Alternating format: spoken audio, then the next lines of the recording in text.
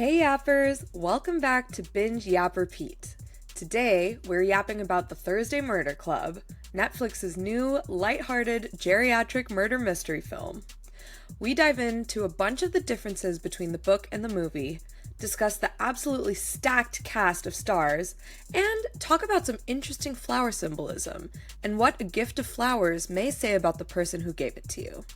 Let's get started. Hello, fellow yappers. I'm Ruchi. And I'm Shalini, and we're your hosts of Binge Yap Repeat.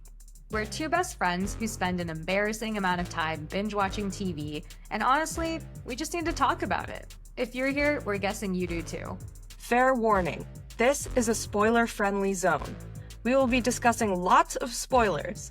So, if you haven't watched the show yet, hit pause, go binge, and come back when you're ready to yap with us. And now, it's yap time.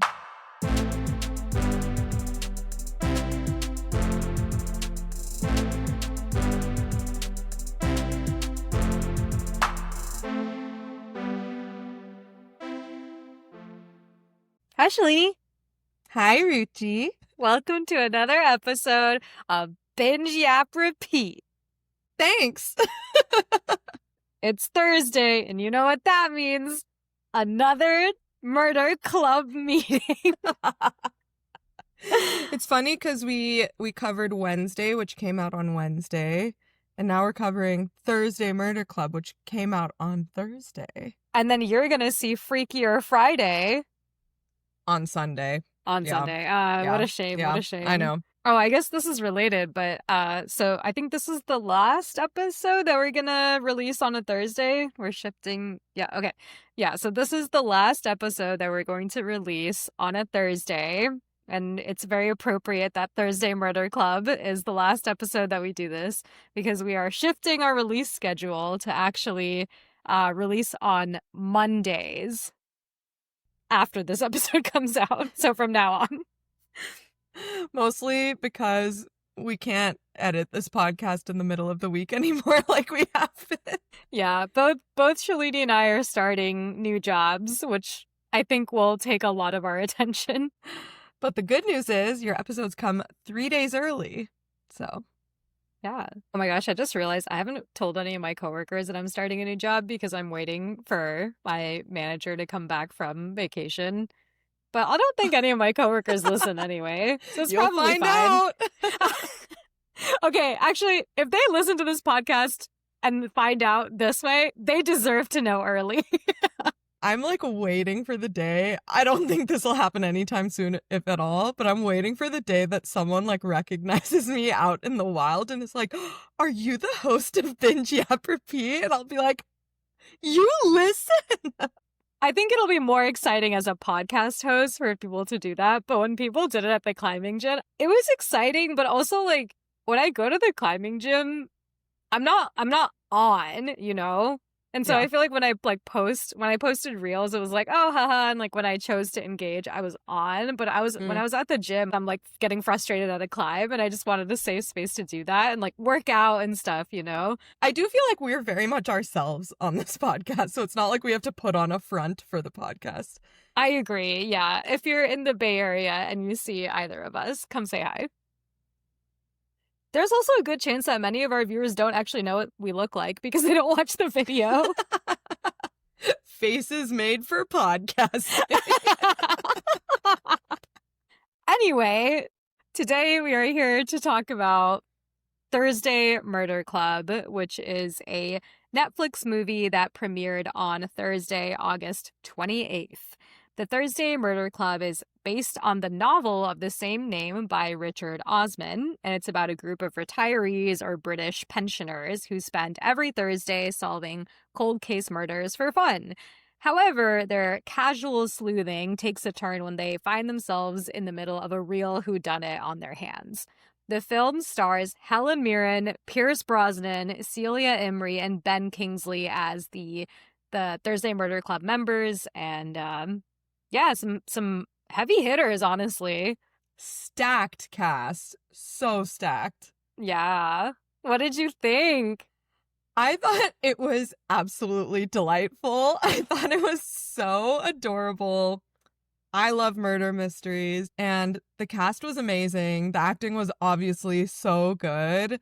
And yeah, it was just really cute. I think I've been watching so much television recently that I haven't watched a movie or like a made-for-TV movie in a long time.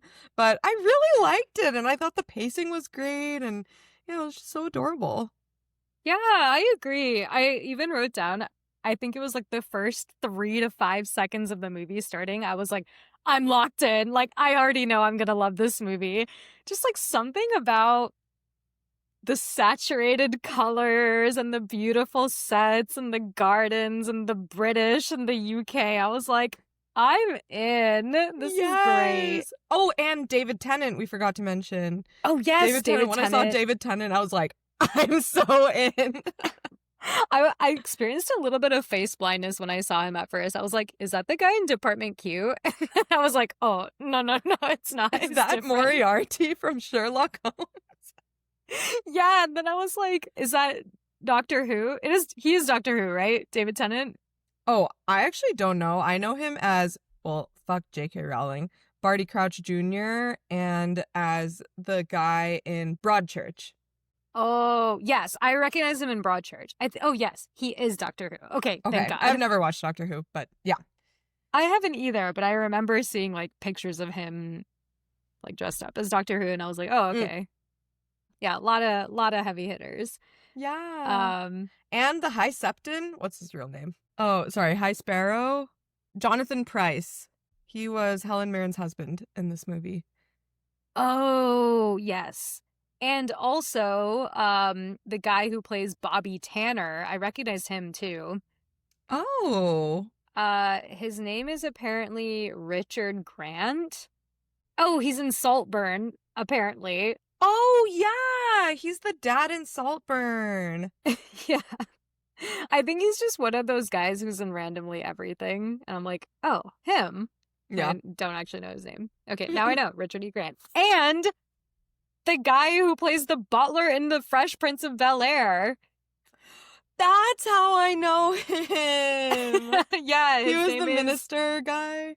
Yeah, he plays Father Mackey. His name is Joseph Marcel, I think. Oh, okay. Okay, cool. Yeah. Okay, I have a fun fact about him too. His character. When it comes to the differences between the book and the movie. If you want to get into that. Yeah, let's just dive right in. Oh, okay. Okay, so there's actually quite a lot of differences between the book and the movie. So I think the director, I think his name is Chris Columbus. Well, he read the book and was so in love with the characters and everything that he was like, I need to make a movie out of this. So I think he said something like, I think the quote was something like, if I were to remain extremely true to the book, the movie would have been 7 hours long or something. Whoa. Yeah, and so I found this Entertainment Weekly article that basically talks about the differences between the book and the movie, and there's definitely a lot.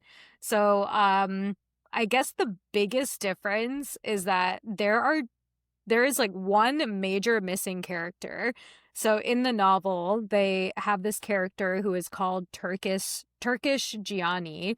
And he's apparently a major red herring. He is the other business partner of Tony Curran, Jason Ritchie, and Bobby Tanner. And Jason and Bobby both think that this guy, Turkish Gianni, has like found a way to like come back from Cyprus and is actually the one who killed Tony. And they have like a whole thing where they actually go to Cyprus and they interview his mom, and his mom's like, I haven't seen Turkish Gianni in quite a long time, blah, blah, blah. Anyway, so I think he's supposed to be like the biggest suspect in the book, and then he just doesn't even exist in the movie. So I think what has happened is that Bobby Tanner takes a little bit of that heat about like, oh, he's the aggressive third individual who everyone is kind of scared of. And then there's also Bogdan, who is trying to get his passport back. There's a little bit of a flavor in Turkish Gianni with Bogdan. And then I think was Bogdan in the books? Bogdan was in the book. And okay, this is another big difference with Bogdan is that in the movie, Bogdan is basically like, yeah, I killed Tony, but it was a mistake. It was an accident. And then it turns out in the book, he actually intentionally kills Tony because Tony kills his best friend. Tony uses Turkish Gianni to kill Bogdan's best friend. And then Bogdan is like waiting for revenge and then like finds his revenge and kills Tony because of the murder. Yeah. So the fact that this guy Turkish Gianni is completely removed means like that there is some other storylines that need to be a little bit finagled. Interesting. That's funny because I did notice like a dearth of red herrings in this movie. I think that in movies like this or in shows like this, you always expect every single scene. It's like, oh, what if it's that person? What if it's that person? And I was like, we didn't really have any of those except for I guess Ron's son, Jason Ritchie, and that's it.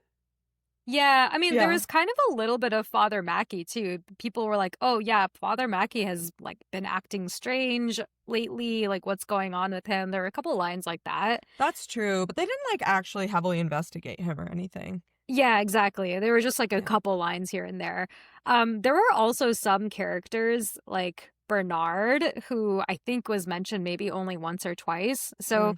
In the very beginning of the movie, when Joyce comes into the picture, Joyce and Bernard are actually sitting next to each other and talking. Oh, he's playing the Sudoku. Yes, the Sudoku. I was like, why did he say it like that? Yes. So that was Bernard. And so actually in the books, Bernard. Bernard, yes. So actually in the books, Joyce and Bernard are supposed to be kind of a couple. They're like supposed to be like this new couple that has met at Cooper's Chase and Joyce is kind of into him. But Bernard has a tragic story. Okay, let me read this out to you. Oh my God. Okay, so in the book, Bernard is another red herring. Joyce has a rather obvious crush on Bernard, regularly brings him special cakes. Bernard has a habit of sitting on a bench outside the cemetery that Ian Bentham, played by David Tennant, plans to demolish. Thus, the Thursday Murder Club suspects him of having a motive for killing Bentham. So it turns out that Bernard sat there because he secretly buried his wife in the cemetery with the plans to relocate her ashes at a future date.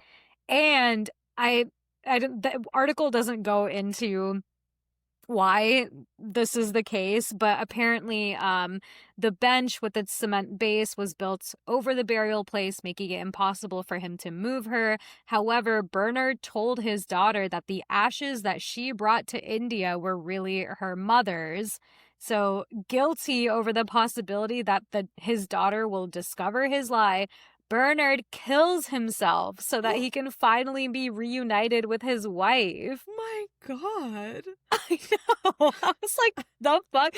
Like, up until that sentence, I was like, oh, I guess that's interesting. Okay, what? Oh my God. Okay, I can see why that would have added so much time to the movie. So much complexity, yeah.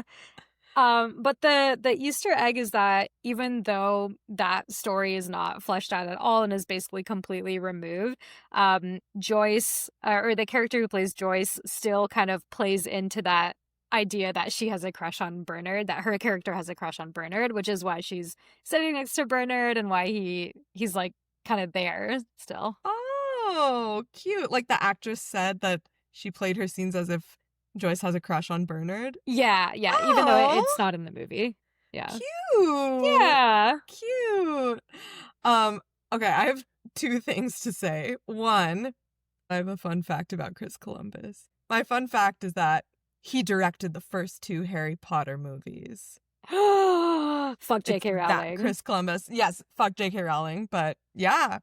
Same Chris Columbus. And then after I saw that he directed the movie, I realized like the last shot of the movie was so Harry Potter-like, where they're like dancing in their room and then it zooms out of the window and then like shows the whole thing. I feel like that's how so many Harry Potter scenes were.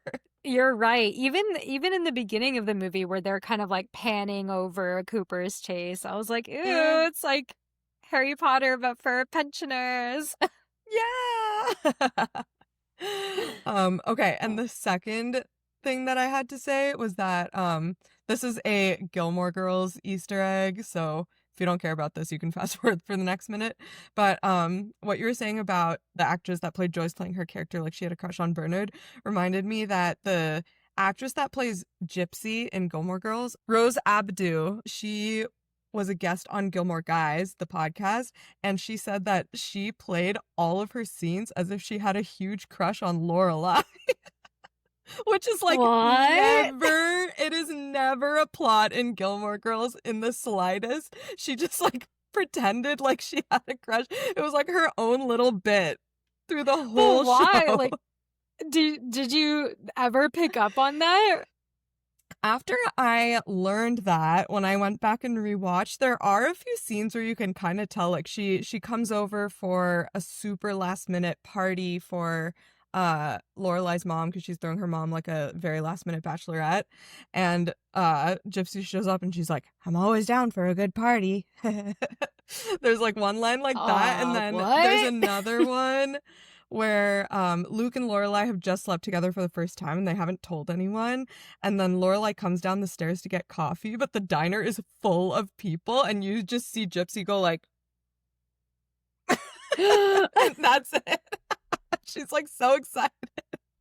And she's like, because Lorelai's like kind of partially dressed, like, yeah. Oh, nice. So silly. That is funny. I really love little Easter eggs like that, where you're like, someone's bringing something in and it's not obvious, nor is it really relevant to the plot, but it's still kind of fun to know. Yeah. Oh. Okay, ready for more book and movie differences? Yes. Okay, so we were talking about Father Mackey, right? Father Mackey also has a crazy plot line that it kind of makes sense that they just completely removed it. Okay, so blah, blah, blah. So basically in the movie, he's kind of just a guy who is a resident of Cooper's Chase, and he has some sentences around like, oh, he's been acting weird, but it's never really followed up on, nor is it relevant. So in the novel, Father Mackey gets confronted by Elizabeth because she discovers that he was living in the area in the 1970s, putting him in proximity to the mysterious set of bones that Bogdan finds hidden in the cemetery. Mackey reveals that he's not actually a priest, but a doctor who served as a priest to the sisters living at the convent in the 70s. During his time there, he fell in love with one of the nuns, Sister Margaret, whom he affectionately called Maggie. But then Maggie gets pregnant and then gets exposed by another nun and then kills herself while she is pregnant. So then Father Mackey is like, well, I don't want the cemetery to be demolished because Maggie and my unborn child are buried here. So he's like another red herring type of figure, but ultimately because he has so much to hide, but it has nothing to do with the murder. Exactly. Yeah. Oh, wow. Yeah. Wow. You know, I feel like if they had made this a TV show, they could have fleshed out more of these plot lines. Probably. I was thinking about that, but then I was like, I wonder if it would turn out to be like The Resident, which is like, oh, there are so many random red herrings and some of them are addressed and some of them aren't for the sake of time, you know? The Residence, not The Resident starring, what's his face? Matt Zuckery about being a resident in a hospital. Oh, sorry. Not The Resident. The Residence. The White House murder mystery, which did not get renewed for a second season. Oh, sad. I mean, what could they have really done with a season 2? But, you know, okay, also Motorheads didn't get renewed, and they really left it hanging at the end of season 1. Yeah. No season 2 for Motorhead. Sad. So sad. Okay. I have more differences. Dude, keep them coming. Okay, here we go. Another difference is Jason Ritchie.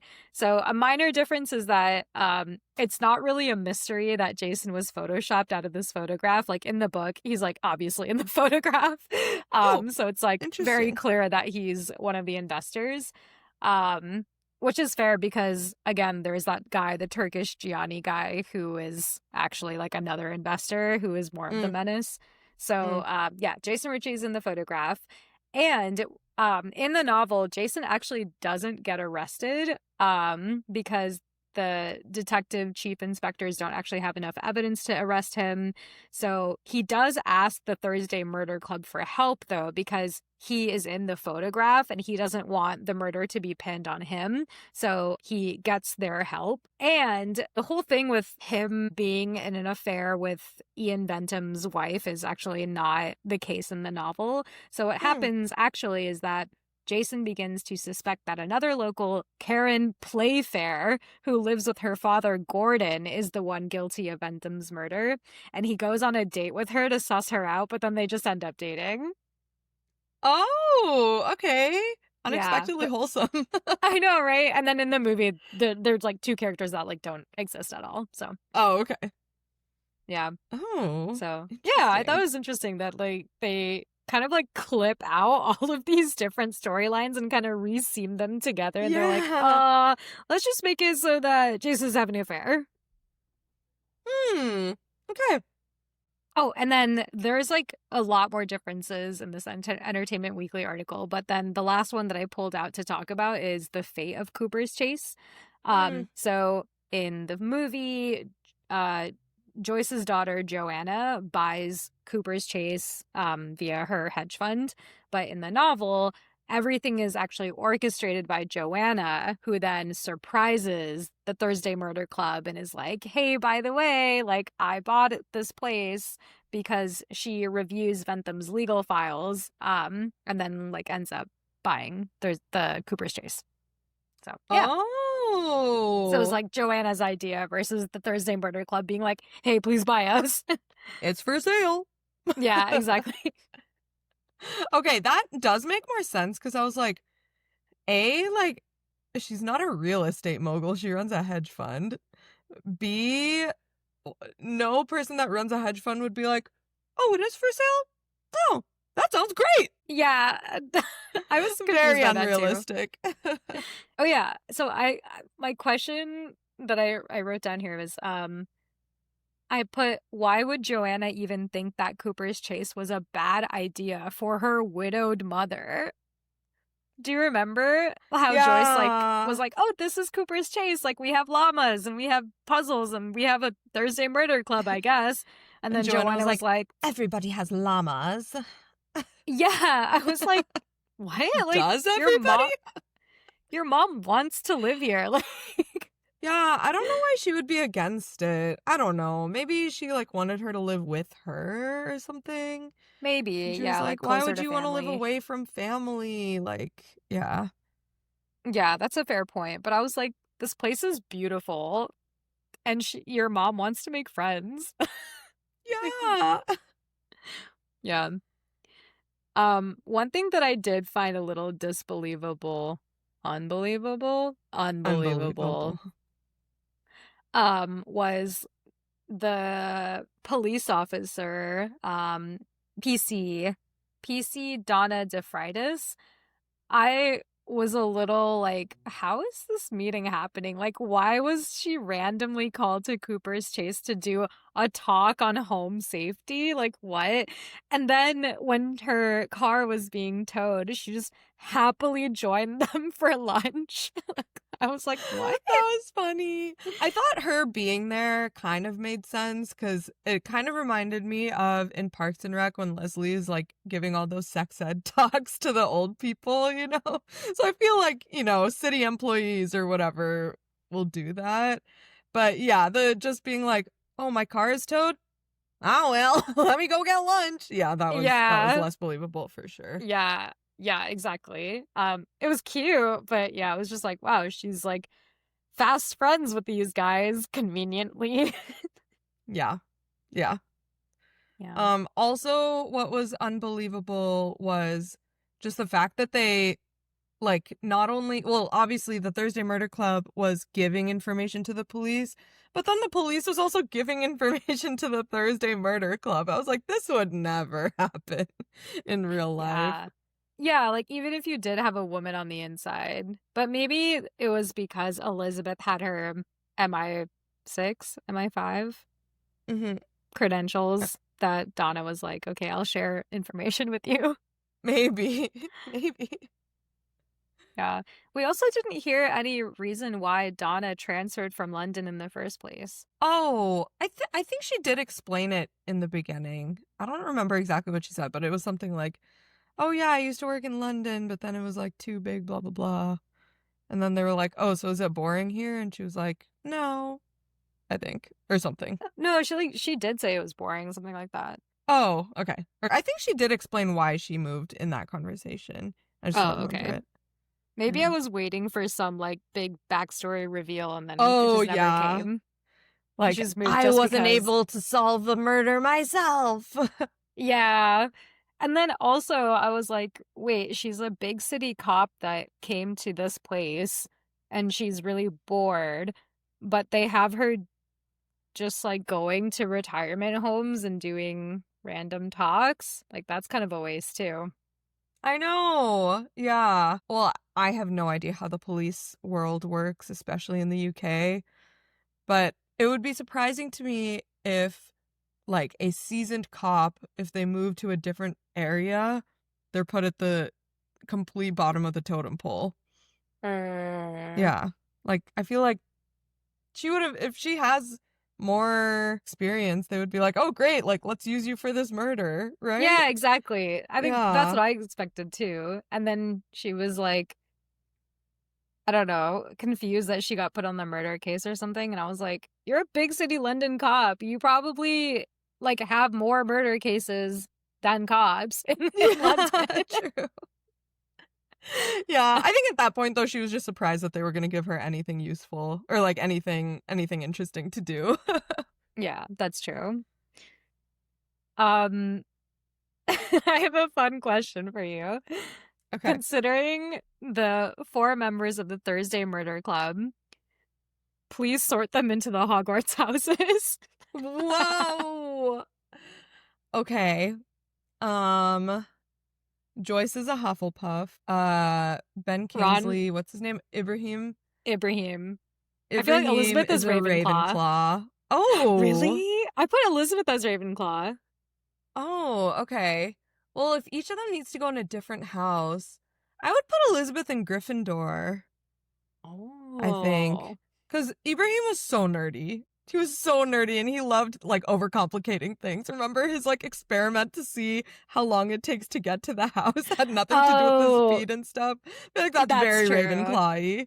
That's true. And then Okay, Elizabeth was very like bold and like gotta take matters into my own hands even though it's none of my business. That is classic Gryffindor. So who would be Slytherin? Ron? I guess so. He admired the success of his son in the wrestling world, which admiring success / having ambition is very Slytherin-y. Huh. Okay. I think if I had to sort, I would have said Elizabeth Ravenclaw, Ibrahim Slytherin, but I think the way that you described Ibrahim just now, I was like, oh yeah, that's actually kind of true. Maybe I wouldn't put Ibrahim in Slytherin. Maybe I don't think I would put any of them in Slytherin, to be honest. Oh, So I didn't know that was an option. Too late! I would put David Tennant in Slytherin. Yeah, fair. Freaking Barty Crouch Jr. Yeah. God. Okay, you just automatically put Joyce into Hufflepuff, right? Yeah. So first of all, rude. Second of all, I am a Hufflepuff myself. I respect it, okay? Second of all, I was like, why is Joyce just catching strays over here when Elizabeth was like, oh, somehow you have a clever daughter? And she was like, the fuck? Yeah, that was so rude. I noticed that too. Yeah, I was like, she's a trauma nurse. Like she's not intelligent. Obviously. Yeah, and then when they went to the police station for the first time and then Joyce was like, she's a nun, and then Elizabeth was like, oh, nun. That was very smart of you to say. I was like, why are you so surprised? Yeah. I think it probably because she's used to working with Penny, the detective police officer person. So I feel like she's probably missing her friend, and that's why she's like, I have to get this cake-loving trauma nurse as my next Penny. That could be. When you were reading about the book, did it say anything more about Elizabeth's husband, Stephen? Because I feel like they were giving us a backstory to him, but then it ended up being extremely irrelevant, and like he was super lucid when it mattered most, aka like figuring out who the killer was. Let Yeah. me see. I think there wasn't really anything more with Stephen and the differences with the books. The only difference that was related to Stephen is that so Bogdan and Stephen are playing chess, and Bogdan confesses his murder to Stephen.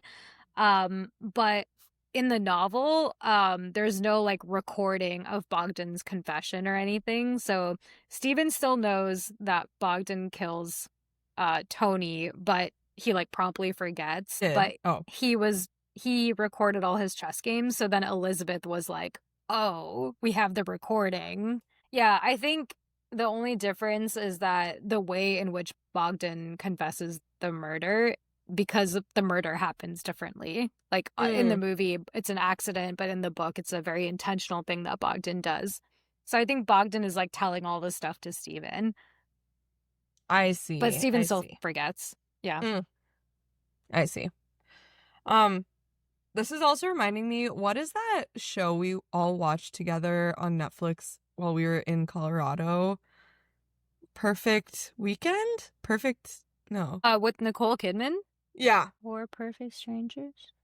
No, not 9 Perfect Strangers. Nicole Kidman, Perfect Couple. The Perfect Couple. Oh yeah, The Perfect Couple. So 4 perfect couple strangers. Couples Retreat. Perfect Match. Love Island. Love is bland. Love is bland.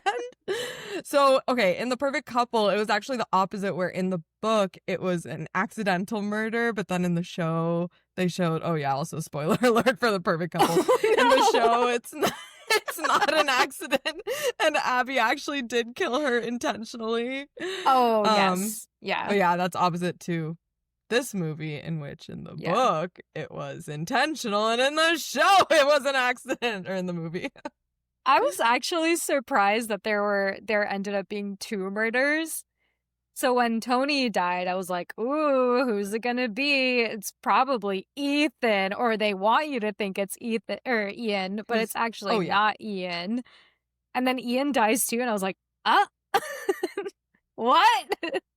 I actually 2 bodies? I actually did expect that, because he was like really shifty, and they were like, why are you so shifty? And I was like, he probably thinks he's next. And then he was. Oh, I see. Yeah. I didn't catch that. I thought he was shifty just because he was nervous about being considered the killer. Because he had the most to gain. And then he was like, oh no, they're obviously going to think it's me, but it's actually not me. That is true. I also liked that it tied back to the very first murder that they were talking about, the Angela woman in the white dress. Angela Davis. Maya Angelou, Love Island. Oh, Love is bland. Oh my god, we should figure this out. Okay. Peter Kessler? Peter Mercer is the boyfriend of the stabbing victim, Angela Hughes. Angela Hughes. I think. How'd we get here? I was saying that I like that they tied it back, and then we closed the loop on that as well. And it actually, like, if this murder hadn't happened, that one never would have been solved, probably. Right? Yes. I guess because what happened is that Bogdan uncovered the bones. Bones equal Peter Mercer. Peter Mercer's death equals Penny killing Peter Mercer. Equals John protecting Penny for killing Peter Mercer. Equals John fentanyl killing Ian Bentham to continue to protect Penny. Yup. Okay. That is kind of a stretch, though, right? I mean, in terms of how realistic it is, probably. In terms of, like, he's like, the only way that I can keep the secret is to kill Ian. Like, if he didn't kill Ian and they just uncovered the bones. Oh, it still would have. So it's not connected, really. They just happened to solve the second one. Right? That's I what guess think. so. I guess he would have dug it up anyway. Wait, why was he digging up the grave? Yeah, now I'm also trying to figure that out. So I think what happened is they were just trying to break ground, right? Because Ian That Bentham was just in the the start car. of breaking ground. Yeah, Okay. he was in the car with Bogdan. He was like, Bogdan, you just have to go and break ground because legally we have to break ground on this day. And then Bogdan goes to that particular grave and starts digging up bodies. That is what's confusing to me. Yeah. Like, why Okay. would Bogdan just try to dig up the cemetery? Yeah. Why are we starting with the cemetery? Yeah. Okay, so it's just a very fortuitous coincidence.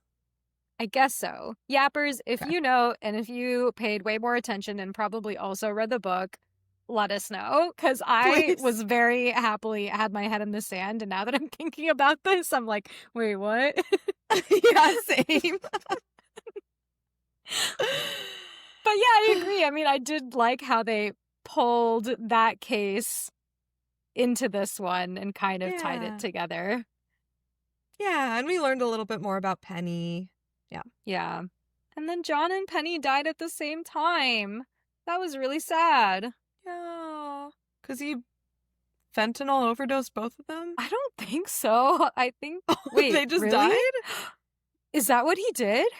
I thought so. That's crazy. Wait, now let's look this up before I fake news all over the place. No, I think you're right. Yeah. I think that is what they did. And that's why they died at the same time because Elizabeth found out their secrets, right? And so they Yeah. were like, well, now what do we do? Penny's in a coma and John's like here. So Yeah.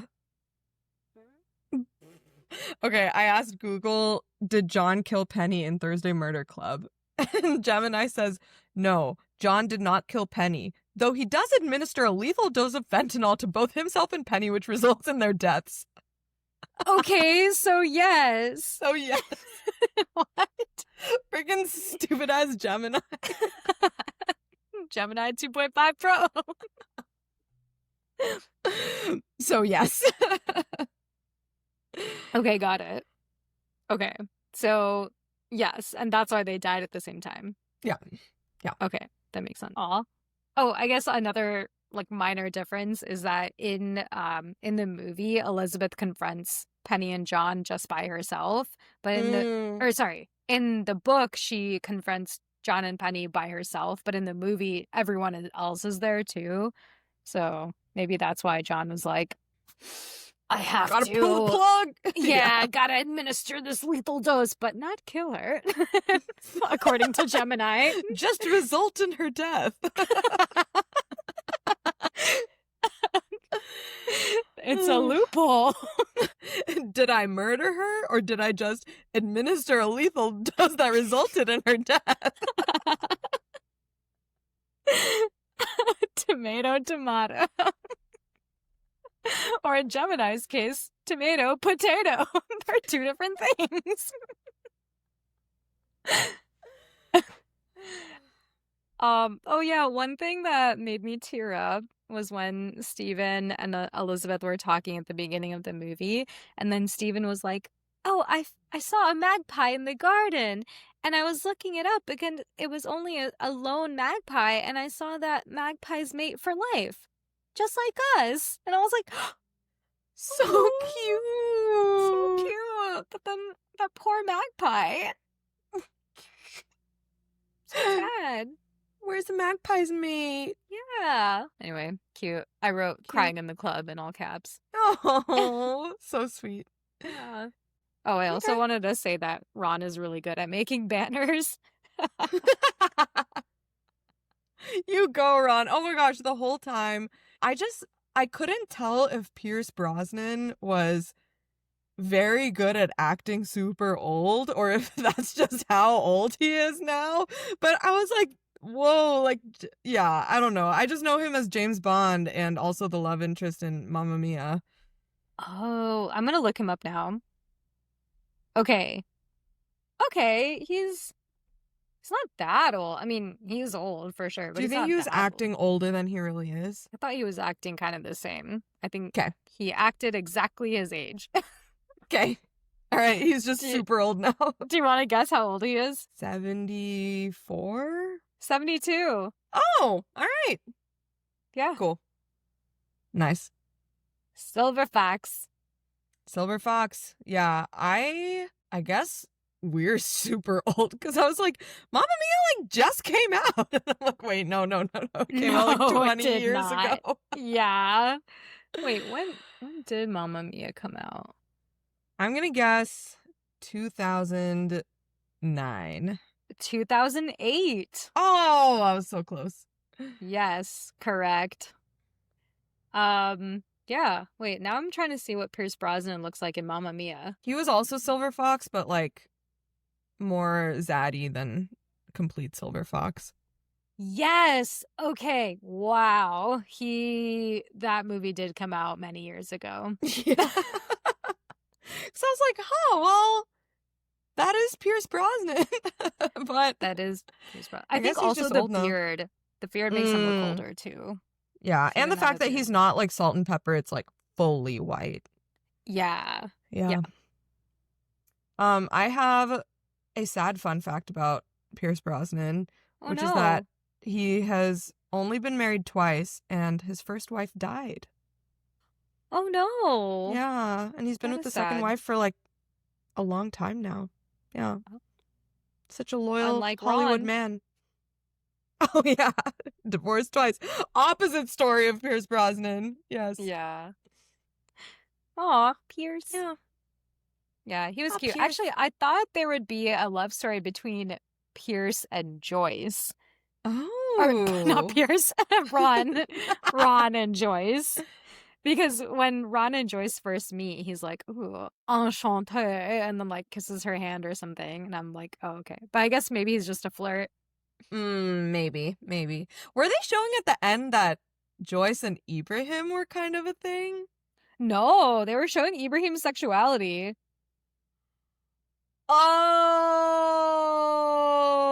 Oh. Shalani! Oh my god. Whoosh. Ibrahim's like, and this was my roommate whose picture I keep in my special wallet. Oh my god, I'm so dead. I was like, I did not put that together. And I was like, oh, they're holding hands. Cute. Oh my god, how heteronormative of me. Gross. I know.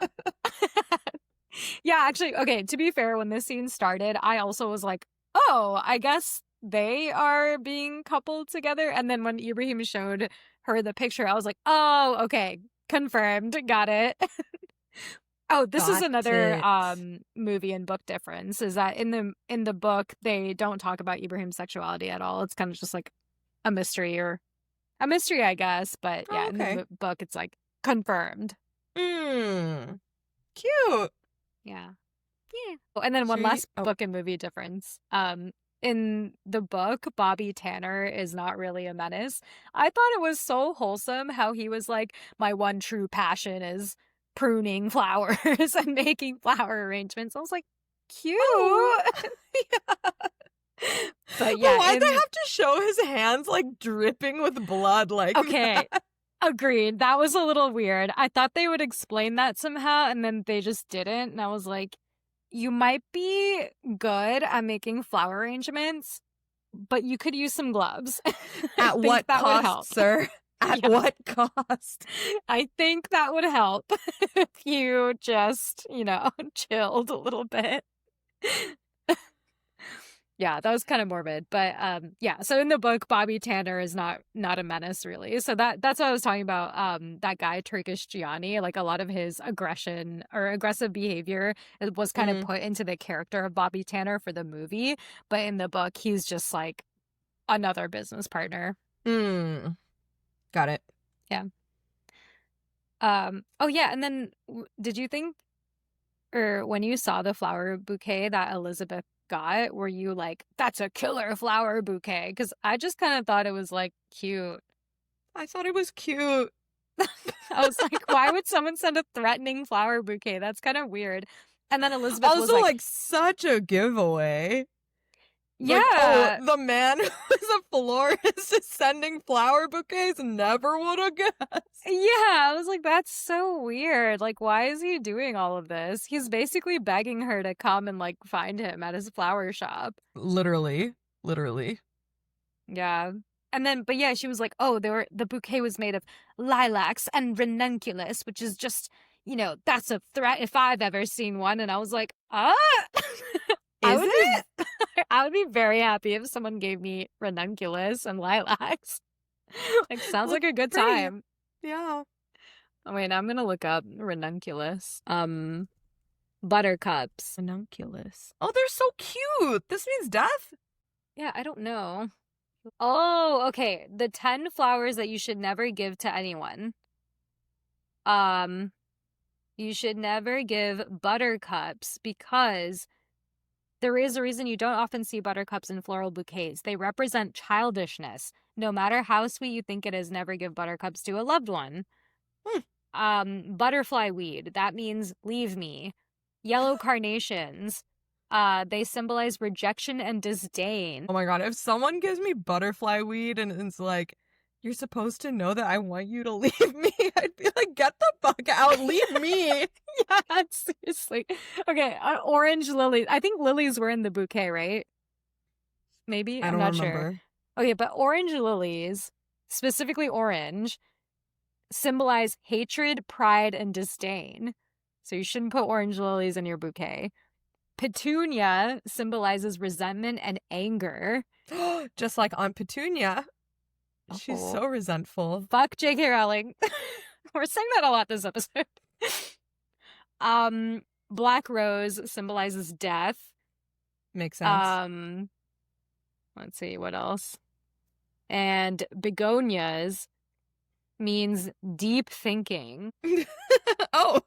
Yeah. Okay, and then aconite, or otherwise known as monkshood. This pretty looking flower means hatred and be cautious. Oh, wolfsbane. That's the flower that in Ginny and Georgia uses to kill people. Oh. Aconite. Wow. Okay, well now that is good to know, because I think if someone did give me aconite, I'd be like, ooh, purple. Pretty. Are these the ones you can suck? Are these honeysuckles? Let me suck on that flower. Yes. That is what one does after one gets a flower bouquet. You just suck on all of them. Wait, question. Did Florida have honeysuckle? Is that like the white flower with like the 4 like white petals? No, Wait, let me look it up. It is a purple flower, and you like take the flower off the stem and like suck on it, and you taste a little bit of sweetness. Oh, I didn't know that. Okay. I guess that makes sense why they call it honeysuckle. But yeah. Okay, got it. I don't think Florida had honeysuckle, but I do remember as a kid I would eat those little clovers. I would pick the clovers and then eat the stem because the stem had some like a purple thing in the stem. And I would eat it and it would be like a little tangy. It would taste pretty good. Wait, okay, now I'm looking up honeysuckle. Oh, yeah. Okay, wait. There's one picture that looks like what I know as honeysuckle, but all the other pictures are not. So I don't know what flower I was sucking on. Thank God it wasn't wolfsbane. Shalini, thank God you are here today. That's funny. Back in the 90s when parents just let children roam free in forests. We just ate clover stems. Yeah, but actually, so all varieties of clover are edible. So survival tip, if you see clovers and you are really hankering for a little snack, clovers. Yum. Yeah. And, just stay away from all purple flowers just in case. It might be honeysuckle. It might be wolfsbane. Well, sometimes you just, no, don't do it. Just don't Don't do it. Don't do it. Don't do it.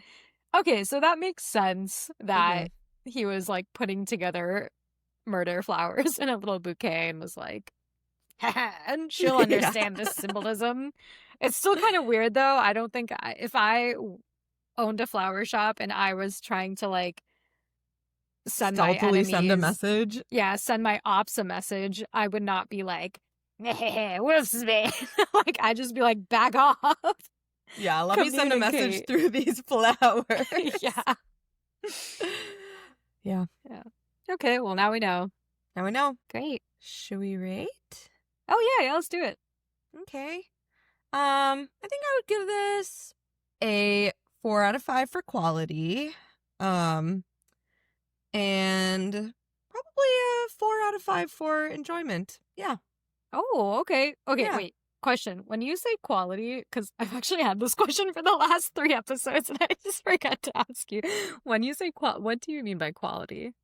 I guess just like, a high quality show is like the shows that Prestige TV covers, Like good cinematography, yes, good acting. Like amazing writing, amazing acting, amazing directing, cinematography.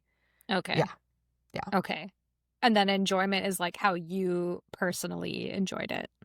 Yes. Okay. So an example of a show that's bad quality but high enjoyment. Love is bland. Love is bland. Yeah, sure. Yeah, exactly. Both of those shows. Yeah. I see. Got it. But I can't think of one that's high quality but low enjoyment. Maybe like probably like a show like Hostage, because I feel like it's very personal, right? So I think for me, it's probably a high quality show, but I personally wouldn't enjoy it. Yeah, that's true. Yeah, that's a good example. Okay, cool. Okay, I think for me it would be 5 out of 5 quality. I kind of want to give it a 5 out of 5 enjoyment. Oh, maybe 4 out of 5 enjoyment. Okay. Yeah. So I think I would give it a 9. Cute. Okay. Yeah. Okay. Yeah, it was very enjoyable.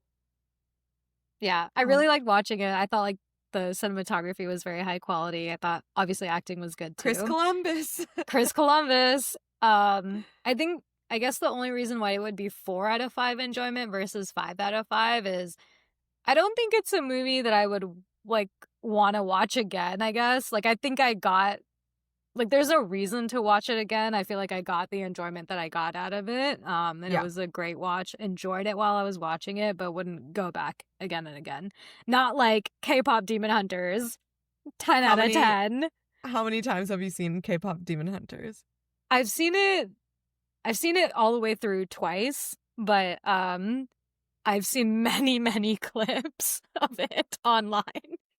I feel like I know Golden by heart. I know that song so well already. Oh my gosh. Okay, so I know these two things probably aren't correlated, but when we actually recorded our BYR episode on K-pop Demon Hunters, which is our #1 listened to episode, by the way, when we were recording that at the time, there were 2 songs, and we talked about this in the episode. There was Your Idol and Golden that were in the top 5 Billboard songs, and Your Idol was slightly above Golden. And I told Izzy, I was like, we need to get on that because we need to make the Honmoon Golden, so everyone should listen to Golden. And then after that, Golden became #1. And I'm not saying causation, correlation, whatever the case may be. Who's to say? But I will be taking credit for that. You're welcome, K-pop Demon Hunters. You're welcome.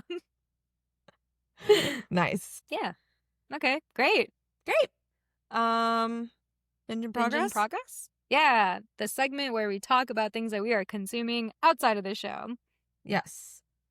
What have I been watching? I just restarted Scandal. Did you ever watch Scandal? I think I watched like the first 2 episodes, but I never really got into it. Oh, okay. I think I watched like the first 2 or 3 seasons and then fell off.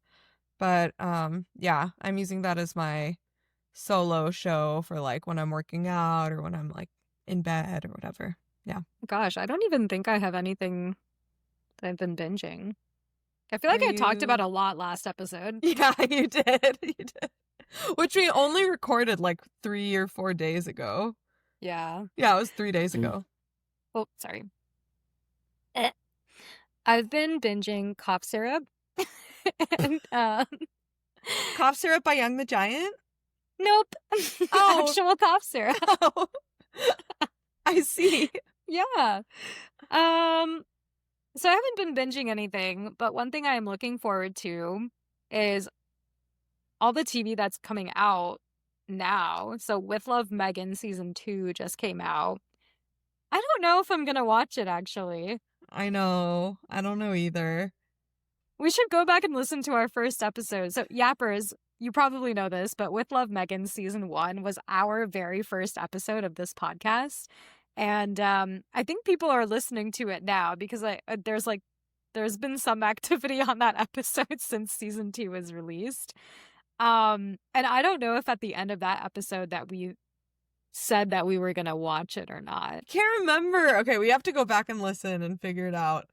But that was only 5 months ago. I can't believe they've already released a season 2. I know, and canceled all the other season 2s of the other shows that we've covered. Crazy. I think I said something like I would put it on in the background and watch it in the background, something like that. But I don't even think I'm going to do that, mostly because there's so much other stuff coming out.